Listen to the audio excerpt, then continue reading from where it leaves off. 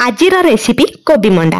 मंडा पिठा तो आपण खाई से नड़िया पुर दिया हो कि छेना पुर दिया हो कि राशि पुर दिया हो, कोबी रे केबे खाई कि नहीं थरे मो शैली रे बनातु, देखिबे बहुत टेस्टी लागिबो।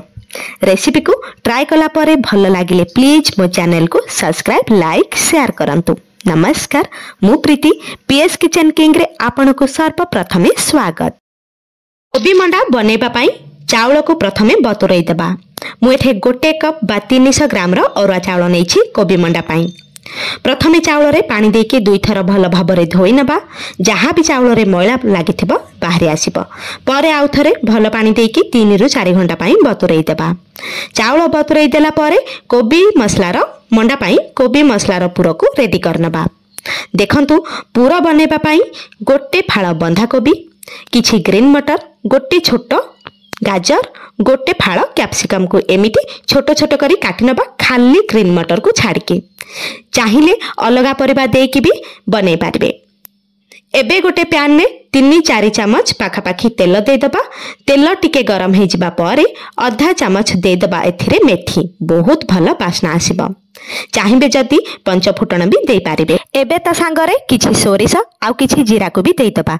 जीरा सोरिष मेथी टिके तेल रे फुटी गला परे बा भाजी हे गला परे नेक्स्ट एथिरे दे दबा गोटे कटा प्याज। जदी बिना प्याज रसुण रे बनेबा को चाहू छंती अल्प टिके अदा छेचा देकी बने पारबे।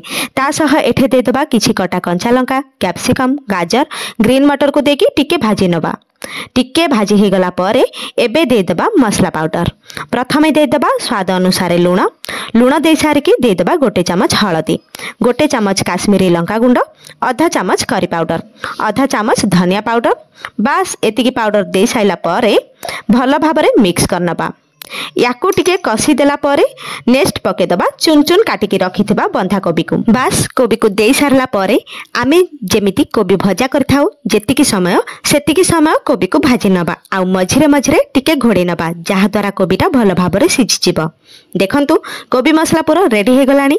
लास्ट रे एथरे आमे दे दबा किछि चाट मसला आउ किछि धनिया पत्र।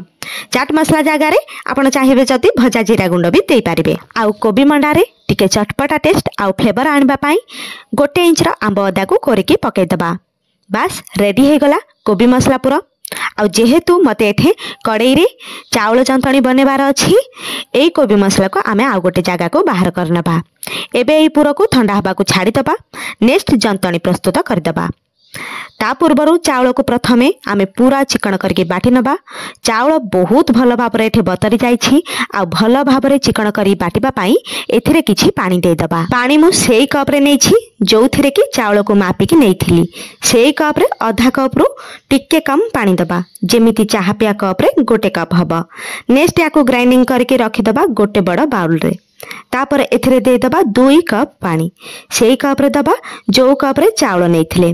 ताहले टोटाली मु एठे 2.5 कप रु टिके कम पानी नेली। ग्राइंडिंग कला टाइम रे आधा कप रु टिके कम पानी देकी ग्राइंडिंग कली।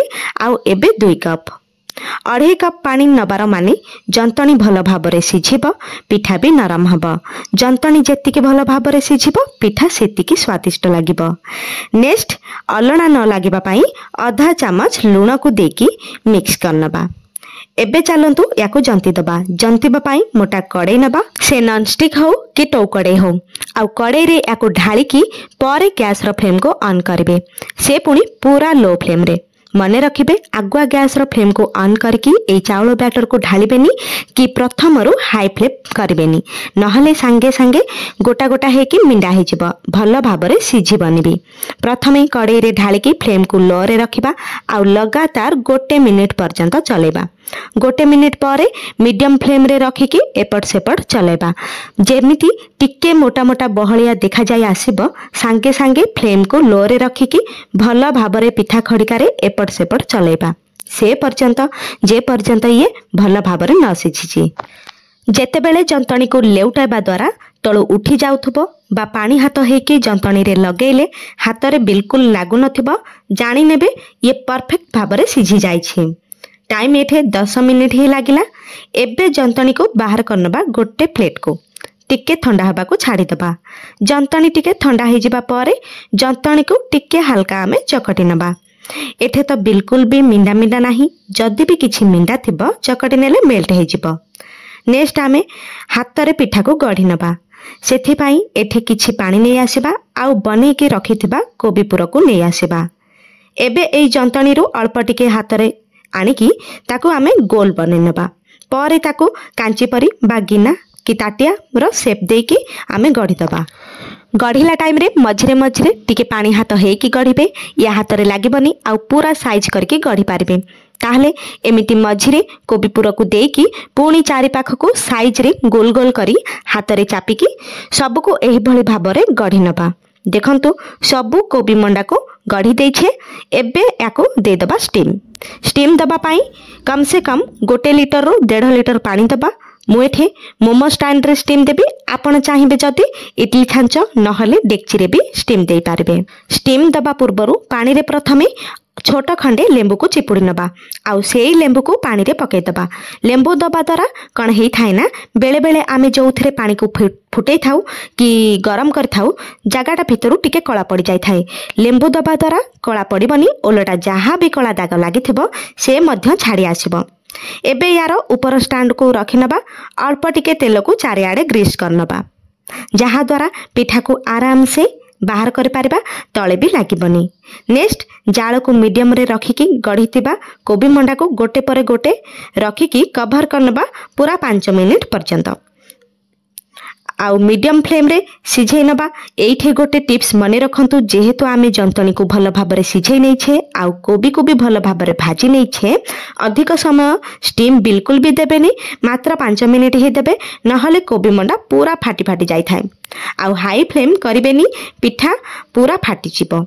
एबे देखंतु पिठा बढ़िया भाबरे सिझी जाई छी। नेक्स्ट याको बाहर करनबा गोटे प्लेट को। आपण देखि पारुथिबे लेंबू देथिबारु बिल्कुल भी दाग हेनी, जागा आहुरी अधिका क्लीन देखा जाउछि।